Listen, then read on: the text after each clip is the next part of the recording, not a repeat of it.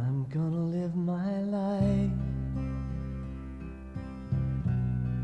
like every day's the last. Seatbelts. The word sounds simple, but is in fact one of the most important features in automobile safety today. Hi, I'm Mike Bryson, and we're going to take a look at just exactly how important the seatbelt is. First, let's take a look at what happens when you don't buckle up.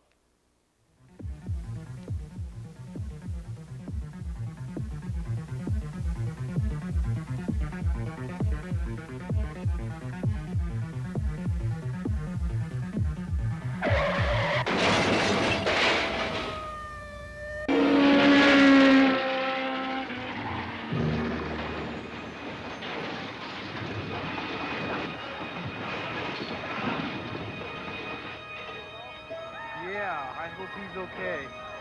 Yeah, he's okay. I don't believe that.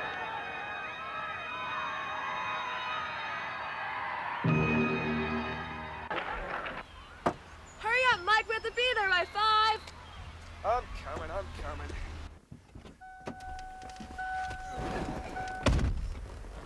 You're always late. Now we have 5 minutes to get there. Don't worry about it. I'll just floor it. We'll get there in plenty of time. Hey guys, you should never be in too much hurry not to buckle up. Who are you? I am the angel of seatbelt safety. My job is to remind people to buckle up. Life is short enough as it is, so why chance it by not wearing a seatbelt? So remember to buckle up, because heaven can wait.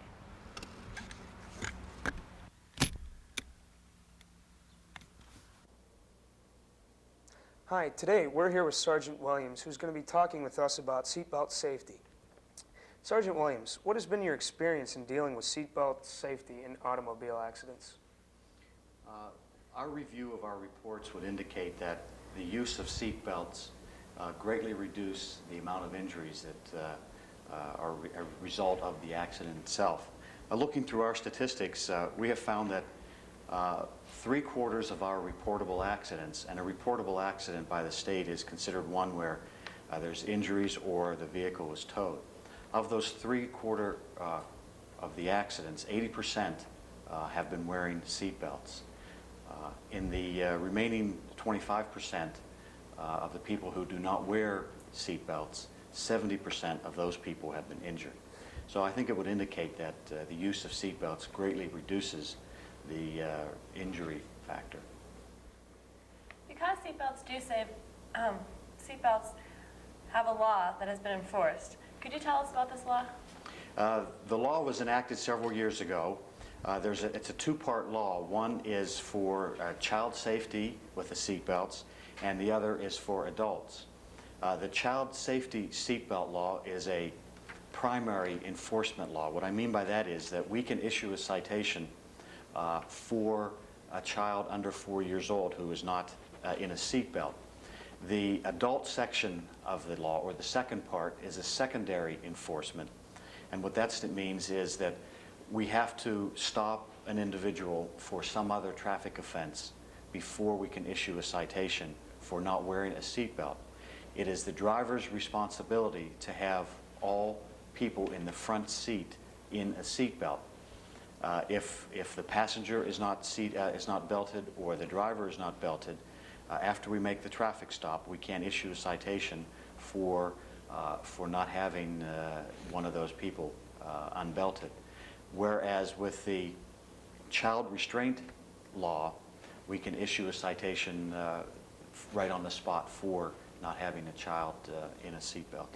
Do you think there's a serious problem with people not wearing their seatbelts? I think over the years we can show that the use of seatbelts has greatly reduced the amount of injuries caused by seatbelts, or not caused by seatbelts, but as a result of wearing seatbelts. Not all accidents, or not all use of seatbelt accidents are going to show that the seatbelt prevented the injury. Many accidents are such that you're going to have an injury anyway. But I think over the years, the past 5 years, injuries within Pennsylvania have greatly reduced on an average of about 8% per year, and that has to be in some ways as a result of the seatbelt use law. What are some local situations that have occurred that you could share with us today? One major accident that comes to mind was an accident on 19 several years ago. There were three individuals died as a result of the accident, and none of those people were belted. And in fact, some people were sitting on top in the front seat, were sitting on the lap of some other people, and as a result of the accident, those people were killed. More recently, we just had an accident a while back where a car collided into two trees, or two or three trees, and fortunately the front passengers were belted and they were not injured at all. A problem with accidents is that you have the initial collision at the accident, and then after the vehicle stops, seconds later you have what's called a secondary accident where the persons in the vehicle are thrown forward, and the seatbelt law, or wearing the seatbelt, prevents that secondary accident, and that's where most of the injuries are caused. And as I've said, that we've seen a great reduction in injuries with the seatbelt law in use. What do you feel personally that we can do as a community to educate people about wearing their seatbelts? I think that there are a number of programs, a number of videos that various state agencies have put together. We have expositions at the various malls sometimes where we have a device that gives an example of someone who is wearing their seatbelt and one who is not wearing their seatbelt, just exactly what happens. The hospitals today in the Pittsburgh area are promoting seatbelt usage. There is a campaign to have bumper stickers, but any way of educating and just getting the word out to individuals, the fact that wearing a seatbelt will greatly reduce the risk of being injured in an accident. Any type of promotions is wonderful. Thank you, Sergeant Williams, for your time. We hope that this interview will have some impact on others, so please wear your seatbelts. You may be able to fool yourself into actually believing that you will never be involved in an automobile accident and believe there are no real ways to prevent the damage. Well, wake up, because over 10,000 lives have been saved by people just taking 3 seconds to fasten their seatbelts. Though many laws have been enforced and adults are taking the responsibility of making their children wear seatbelts, there is still a great deal of tragedy that should have been prevented.